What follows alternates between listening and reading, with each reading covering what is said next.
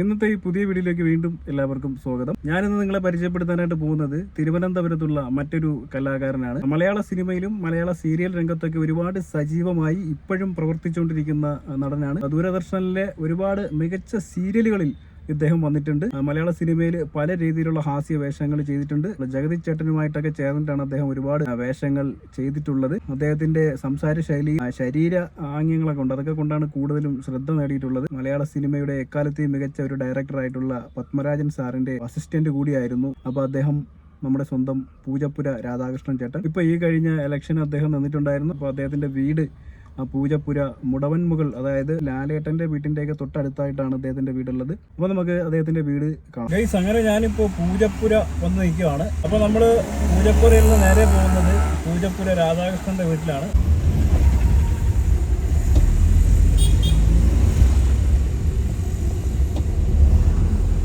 ഈ ജംഗ്ഷന്റെ തൊട്ടപ്പുറത്താണ് പൂജപ്പുര സെൻട്രൽ ജയിലുള്ളത്. അപ്പോൾ നമുക്ക് ഇവിടെ നിന്ന് ഇടത്തോട്ട് തിരിഞ്ഞ് പോകണം. നമ്മൾ ഇടത്തോട്ട് തിരിഞ്ഞ് പോകുമ്പോൾ ഇവിടെ തന്നെയാണ് ലാലേട്ടൻ്റെ വീടും വരുന്നത്. അത് ഞാൻ നേരത്തെ ചെയ്തിട്ടുള്ളതാണ്. നമ്മൾ ഇവിടെ നിന്ന് ഇടത്തോട്ട് തിരിഞ്ഞ് കുറച്ച് മുമ്പോട്ട് പോകുമ്പോഴാണ് മുടവൻമുകൾ എന്ന് പറയുന്ന ഭാഗം വരുന്നത്.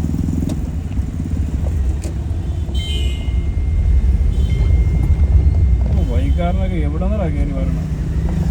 അല്ല, അവൻ്റെ നോട്ടം നോക്കി അവനറിയാം ഞാൻ പോകണം റോങ് ആണ്, എന്നാലും അവന് പെട്ടെന്ന് പോകണം. That is too much. ഒരിക്കലും ഇങ്ങനെ വണ്ടി ഓട്ടിക്കരുത് ഗൈസ്.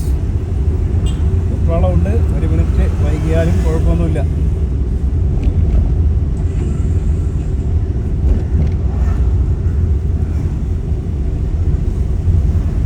ഇവിടെയൊക്കെ നല്ല തിരക്കാട്ടോ ഈ ടൈമിൽ. ഞാനിപ്പോൾ ഈ പോകുന്നത് 12 മണിക്കാണെങ്കിലും നല്ല കിടിലം തിരക്കാണ്. നമുക്ക് ഇവിടെ എവിടെയെങ്കിലും ഒന്ന് നിർത്തിയിട്ട് തിരക്കേണ്ടിയിരിക്കുന്നു. അദ്ദേഹത്തിൻ്റെ വീട്ടിലേക്ക് പോകുന്നത് വേറെ ഏതെങ്കിലും കട്ടിങ്ങോ വല്ലതും ഉണ്ടോ?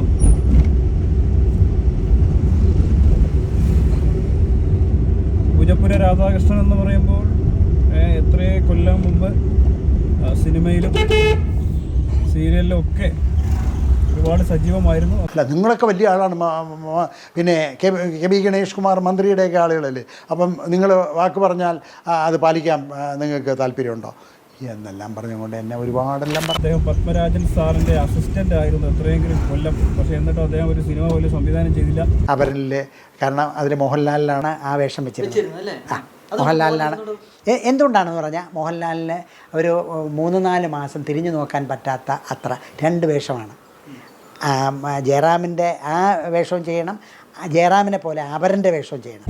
സംവിധായിക അസിസ്റ്റൻ്റായിട്ട് ഉണ്ടായിരുന്ന ആളാണ്. അപ്പോൾ നമുക്ക് ഇവിടെ എവിടെയെങ്കിലും ഒരു ഷോപ്പിൽ തിരക്കി നോക്കാം. ഓട്ടോക്കാർക്ക് നോ ഇൻഡിക്കേറ്റർ ഉണ്ട്, അവരെ കുഴപ്പമില്ല, അവർക്ക് ഇൻഡിക്കേറ്റർ ഇല്ല. അതുകൊണ്ട് നമ്മൾ അവരെ കുറ്റം പറയുന്ന കാര്യമില്ല. ഓട്ടോ ചേട്ടന്മാർ ജീവിച്ച് പോയിക്കോട്ടെ, എല്ലാവരും ജീവിച്ച് പോകണമല്ലോ.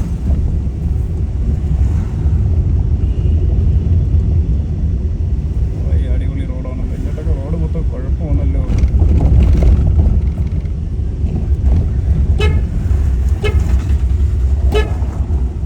എല്ലാവരും ഫോൺ അടിച്ച് ഓട്ടിനല്ലേ, നമുക്ക് പോകാൻ പറ്റില്ല. നമ്മൾ താഴെ കുഴിയിൽ പോകേണ്ടി വരും. റോഡൊക്കെ പൊളിച്ചിട്ടിരിക്കുകയാണേ മൊത്തം.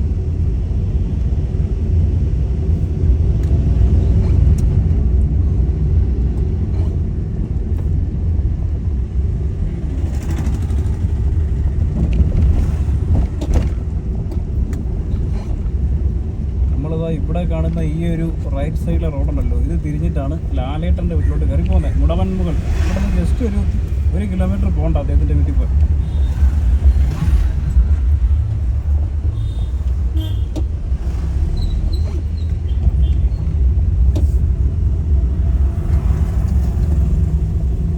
ചേട്ടാ, നമ്മുടെ പൂജപ്പുര രാധാകൃഷ്ണൻ്റെ വീട് എവിടെയാ? പൂജപ്പുര രാധാകൃഷ്ണൻ അയാളെ വീട് എവിടെയാ? അല്ല, വീട് അടുത്ത ജംഗ്ഷനിൽ നിന്ന് വരത്തോട്ട്. സ്ഥലത്തിൻ്റെ പേര് പൊങ്കളം.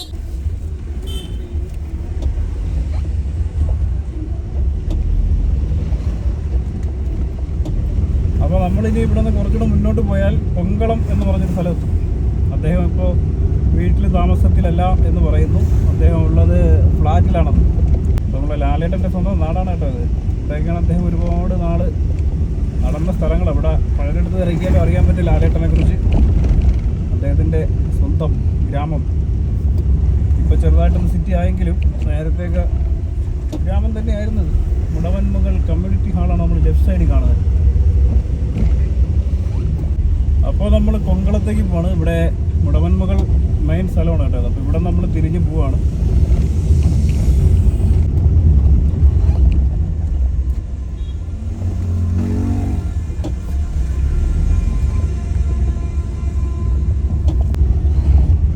അപ്പോൾ കുറച്ച് നമ്മളിങ്ങോട്ട് യാത്ര ചെയ്ത് കുറേ ഇഞ്ച് കയറി വന്നു ഉള്ളിലോട്ട്. അതുകൊണ്ട് ഈ കാണുന്ന വളവ് കഴിഞ്ഞ് അടുത്ത വളവെന്നാണ് ഞാനിവിടെ തിരക്കുമ്പോൾ അറിയുന്നത്. ഇതാണ് ഫസ്റ്റ് വളവ്. ഇനി രണ്ടാമത്തെ ഒരു വളവ് വരും. രണ്ടാമത്തെ വളവ് വരുമ്പോൾ ഇവിടെ എവിടെയോ കണ്ടാണ് അദ്ദേഹത്തിൻ്റെ വീട്. ഇതാണ് അദ്ദേഹത്തിൻ്റെ വീട്ടിൻ്റെ അടുത്തുള്ള ജംഗ്ഷൻ എന്ന് പറയുന്നത്. കൊങ്കളം എന്നാണ് ഈ ഒരു സ്ഥലത്തിൻ്റെ പേര്. കൊങ്കളം റെസിഡൻസ് അസോസിയേഷൻ എന്നൊക്കെ പറഞ്ഞൊരു ആർച്ചും കാര്യങ്ങളൊക്കെ വെച്ചിട്ടുണ്ട്. അവിടെ എന്തോ ഓഫീസൊക്കെ ഉണ്ട്. അപ്പോൾ ഇത് അദ്ദേഹത്തിൻ്റെ വീട്ടിൻ്റെ ചുറ്റുപാടുള്ള സ്ഥലങ്ങളാണ്. ഗൈസ്, ഞാനങ്ങനെ അദ്ദേഹത്തിൻ്റെ വീട്ടിൻ്റെ മുമ്പിലെത്തിയിരിക്കുകയാണ്. ഇതാണ് പൂജപ്പുര രാധാകൃഷ്ണൻ ചേട്ടൻ്റെ വീട്. ഇപ്പോൾ ഇവിടെ താമസമില്ല. ഇത് കുറേ നാളുകൊണ്ട് പൂട്ടിയിട്ടിരിക്കുകയെന്ന് പറയുന്നത്.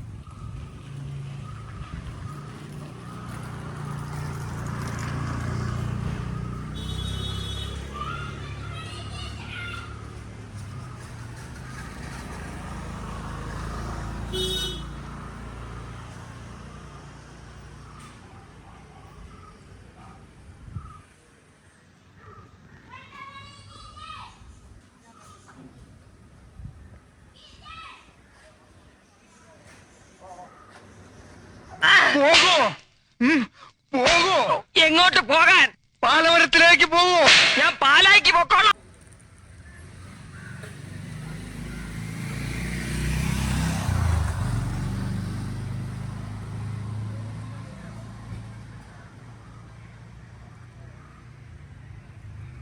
അദ്ദേഹത്തിന് ഇതല്ലാതെ വേറെ ഒരു വീടുണ്ട്, പിന്നെ ഒരു ഫ്ലാറ്റ് ഉണ്ടെന്നൊക്കെ പറയുന്നുണ്ട്. അദ്ദേഹം ഇപ്പോൾ ഫ്ലാറ്റിലാണ് താമസം എന്നാണ് പറയുന്നത്. ഇത് ഏകദേശം നല്ല പഴക്കമുള്ളൊരു വീടാണ്. എനിക്ക് തോന്നുന്നു ഒരു 10-40 കൊല്ലത്തിന് മേൽ പഴക്കം വരുമെന്ന് തോന്നുന്നു. പഴയ മോഡൽ ടൈപ്പ് ഒരു 2 നില വീടാണ്.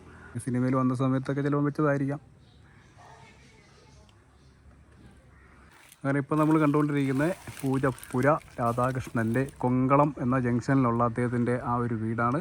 അദ്ദേഹം ഇന്നലേക്ക് ഇവിടെ വന്നിട്ടുണ്ടെന്ന് ഇവിടെ തിരക്കിയപ്പോൾ അയൽക്കാരൊക്കെ പറയുന്നുണ്ട്. അദ്ദേഹം എപ്പോഴും നല്ല തിരക്കിലാണ്. കാരണം രാഷ്ട്രീയപരമായിട്ടും അത് കണക്ക് സീരിയലിൻ്റെ സംഘടനാ സ്ഥാനത്തൊക്കെ ഇരിക്കുന്ന ആളായതിനെ കൊണ്ടും പല പൊതുപരിപാടികളിലും മറ്റുള്ള പ്രോഗ്രാമുകളിലൊക്കെ എപ്പോഴും സജീവ സാന്നിധ്യമായിട്ട് അദ്ദേഹം പങ്കെടുത്തുകൊണ്ടിരിക്കുകയാണ്. അപ്പോൾ അതിനെക്കൊണ്ട് അദ്ദേഹം എപ്പോഴും തിരക്കിലായിരിക്കും. ഈ വീട് കാണുമ്പോൾ തന്നെ മനസ്സിലാവും കുറേ കൊല്ലങ്ങളായിട്ട് ഇവിടെ ആരും വരക്കമില്ല, താമസമില്ല എന്ന്. കാരണം അത്രയ്ക്കും ഒരു ഇതായി കിടക്കുക.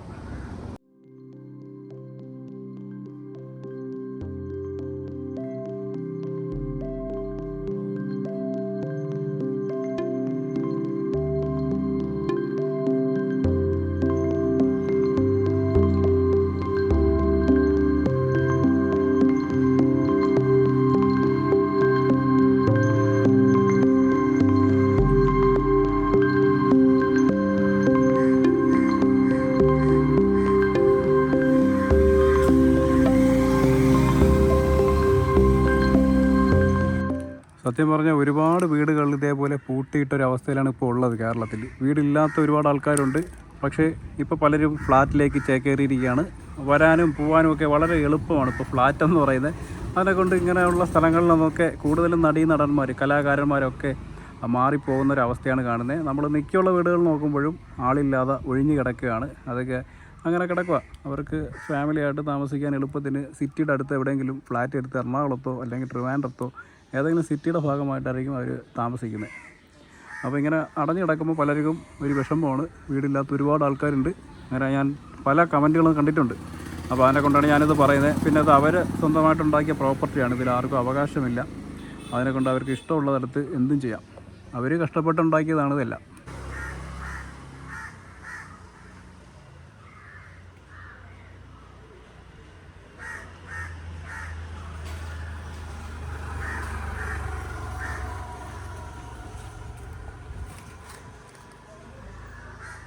അദ്ദേഹത്തിനെ കുറിച്ചുള്ള അഭിപ്രായം എന്താ? എനിക്ക് ഇവിടെ താമസം എന്നുള്ളത് ഞാൻ ഇവിടെ വന്നപ്പോഴേ അറിയാവൂ. പക്ഷെ അതിനു മുമ്പ് ബസ്സിലെ കണ്ടക്ടറാണ്. ആ അങ്ങനെ കണ്ടു പരിചയമുണ്ട്. ഇവിടെ എത്ര കൊല്ലമായി കാണും? ഇവിടുത്തെ എനിക്ക് 10-30 വർഷം വരും ഈ വീട്. ഓ ആ 10-30 വർഷമാവും ഈ വീട്. തന്നെ എല്ലാവർക്കും നല്ല മനുഷ്യനാ. ആ പക്ഷെ എന്നെ അറിയാം, എൻ്റെ അടുത്ത് വലിയ കാര്യം. തൊട്ടടുത്തിരിക്കല്ലേ? അല്ല, പുള്ളിക്കാരൻ ഇന്ന് വന്നു. ആ ഇന്ന് വന്നായിരുന്നോ? ഇന്ന് വന്നു. ഞാൻ ഇവിടുന്ന് ഒരു 10:30 ഇങ്ങോട്ട് പോയപ്പോ പുള്ളിക്കാരൻ ഇങ്ങോട്ട് അദ്ദേഹത്തിന്റെ കാറിൽ വന്നു.